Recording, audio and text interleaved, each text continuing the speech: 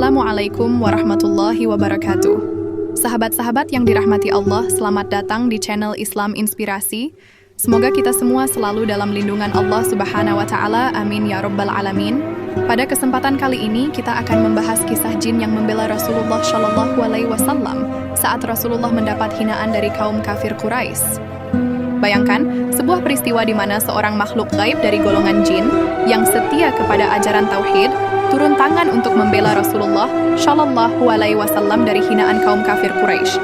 Inilah kisah luar biasa tentang jin Muhbar bin Abhar yang dengan keberanian dan keteguhan imannya berdiri di garis depan membela Nabi kita tercinta.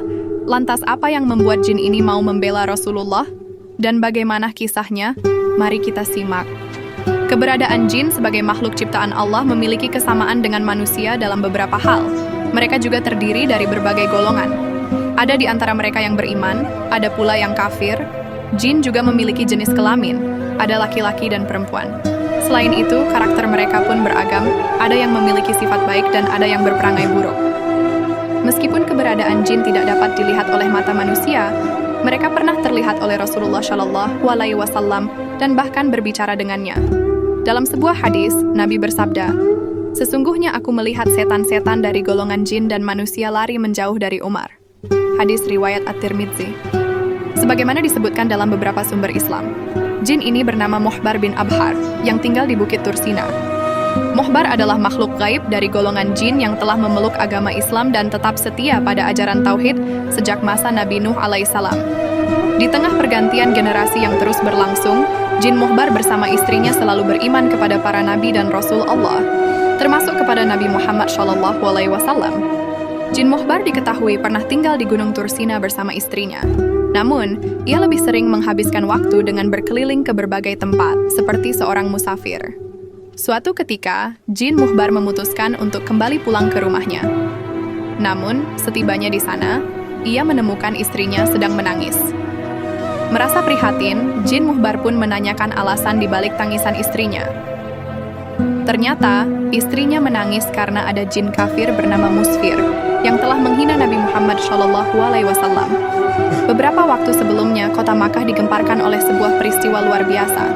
Berhala milik Walid bin Mughirah tiba-tiba dapat berbicara. Walid, yang merupakan salah satu pemuka kaum kafir Quraisy pada masa itu, menjadi pusat perhatian.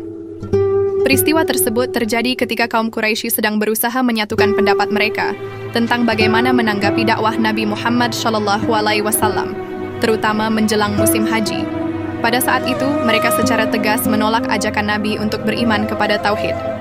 Berbagai tuduhan pun muncul terhadap Nabi Muhammad SAW, seperti menyebut beliau sebagai dukun, penyihir, pengacau, provokator, serta berbagai tuduhan lainnya. Walid bin Mughirah menolak semua tuduhan tersebut karena ia merasa bahwa semua itu sangat jauh dari karakter dan perilaku sebenarnya dari Nabi Muhammad. Ketika kaum Quraisy meminta pendapat Walid, ia meminta waktu 3 hari untuk memikirkan jawabannya. Selama periode tersebut, Walid bin Mughirah melakukan penyembahan kepada berhalanya yang bernama Hubal, serta melakukan tirakat dengan tidak makan, minum, dan tidur. Kemudian Walid bin Mughirah memberikan persembahan yang luar biasa kepada berhala Hubal. Setelah 3 hari berlalu, Walid berkata kepada berhala Hubal, "Wahai berhalaku, berdasarkan penyembahan yang telah aku lakukan selama 3 hari ini, beritahu aku tentang Muhammad." Pada saat itu, jin kafir bernama Musfir masuk ke dalam berhala Hubal dan berkata, "Muhammad bukanlah nabi, jangan percayai kata-katanya." Jin Musfir juga menghina Rasulullah, yang membuat Walid merasa puas. Walid kemudian memberitahukan berita tersebut kepada kaum kafir Quraisy.